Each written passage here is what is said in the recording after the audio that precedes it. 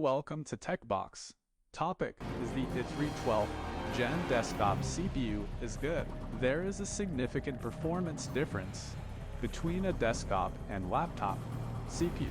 GPU Intel i3 12100F, the desktop CPU, cores 4, threads 8, base freak 3.30 gas, max freak for 0.30 gas, tech 10N, cache 12 MB, T6 store on i3 12100, 58 law on i3 12100, AMM max on both.